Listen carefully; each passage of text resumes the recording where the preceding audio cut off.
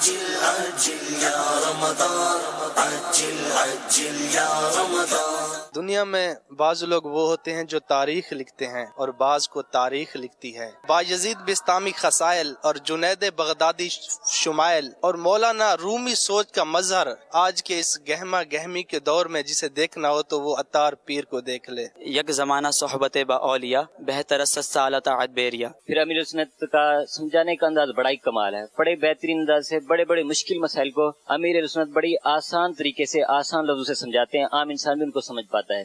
نگران شورا کا جو بیان ہے ماشاءاللہ عشق رسول کے حوالے سے وہ بھی بہت کمال ہے۔ مدنی قاعدہ میں پہلے نہیں سی پڑھیا، ہن پڑھیا ہے تے مدنی قاعدے دے وچ بہت ایسیاں چیزاں جڑیاں نا گلاں نے او مینوں ملیاں نے جڑیاں پہلے مینوں پتہ ہی نہیں سی ہے۔ نگران شورا کے بیانات کے اندر تو ہمیں نیک بننے کی تربیت ہی دی جاتی ہے کہ آپ کے گفتگو کرنے کا آداب کیسا ہونا چاہیے، کیا اخلاق ہونا چاہیے، لوگوں سے کس طریقے سے ملنا چاہیے۔ مدنی حلقوں میں تو بڑی کمال معلومات مل رہی ہے، ایسے سے باریک مسائل سکھا رہے ہیں جس سے ہماری نمازیں درست ہو رہی ہے۔ جب صبح صبح نگران شورا بیان کرتے ہیں تو ایسے لگتا ہے جیسے نا کہ ایک ایک کو بلا کے سمجھا رہے ہیں، اتنا مزہ آتا ہے۔ اور اس کے بعد پیر صاحب نماز کا طریقہ وغیرہ سمجھاتے ہیں۔ کدی بہت سہولت ہے، وہ بڑے الفاظ نے انہوں نے میں پڑھیا، تختی پڑھی ہے مدنی قاعدے دی تے او دے بہت کچھ سیکھنے لگا مینوں۔ یہاں سے فیض بہت زیادہ ملتا ہے، علم کی صورت میں، عمل کی صورت میں، اور یہاں کی روٹین جو ہے نا بہت اچھی ہے، کیونکہ یہاں پہ ہمیں 5 وقت کی نماز پڑھائی جا رہی ہے۔ گھر میں انسان ہوتا ہے نماز پڑھنا بہت مشکل ہو جاتا ہے، اور یہاں پہ میری یہ نیت ہے کہ بس اللہ میرے کو نیک نمازی پرہیزگار بنا دے۔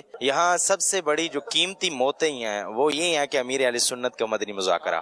یقین کریں میں نے اس سے بہت کچھ سیکھا ہے، بہت کچھ سیکھا الحمدللہ، اور سیکھ بھی رہا ہوں۔ بزنس کے حوالے سے ہو گیا یا کسی شعبے کے متعلق بھی، ہر شعبے کے متعلق اس میں وہ سوالات ہوتے ہیں، پھر اس کے جوابات ہوتے ہیں، روزے کے متعلق، نماز کے متعلق، حج کے متعلق، زکوٰۃ کے، عمرہ کے، ہر طرح کے معاملات ہوتے ہیں، اور الحمدللہ میرے شیخ طریقت امیر اہل سنت اس کا جوابات ارشاد فرماتے ہیں۔ اگر آپ رمضان میں نیکیوں پر استقامت اور رمضان کے ذریعے پورے سال دین پر ثابت قدم رہنا چاہتے ہیں تو یہ صحبت صلحاء کے بغیر ممکن نہیں۔ اللہ کی معرفت اور نبی کریم صلی اللہ علیہ وسلم کی محبت اور الفت جو ہے وہ ولی اللہ کے صحبت و معیت سے ہی حاصل ہو سکتی ہے۔ جس طرح کا کام اللہ پاک لے رہا ہے دعوت اسلامی سے، بس ہماری تو دعائیں ہیں اللہ پاک دعوت اسلامی کو سلامت رکھے، امیر اہل سنت کو سلامت رکھے۔ جن سے بھی ملا ہوں کافی محبت والے ہیں، چاہے سندھی ہیں، چاہے بلوچی ہیں، چاہے پشتون ہیں، چاہے سریکی ہیں، کوئی بھی ہیں، ماشاءاللہ سب محبت والے ہیں۔ میرے تو ارادہ ہے اور نیت بھی ہے کہ انشاءاللہ میرا بیٹا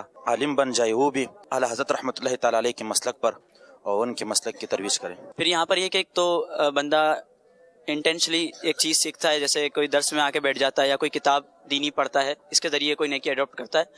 ان انٹینشلی بھی یہاں پر بندہ بہت ساری چیزیں سیکھ رہا ہے، جیسے بندہ اٹھ رہا ہے تو دیکھ رہا ہے کہ ارد گرد چند اسلامی بھائی ہیں جو سفید لباس میں ملبوس ہیں، سفید امامہ سجائے ہوئے ہیں، متوجہ ہو رہے ہیں تو مسکرا کر مل رہے ہیں، ہر طرف مدینہ مدینہ کی صدائیں ہیں، تو بندہ یہ متاثر ہوتا ہے، یہ چیزیں اس کے دل میں جگہ بنا لیتی ہیں۔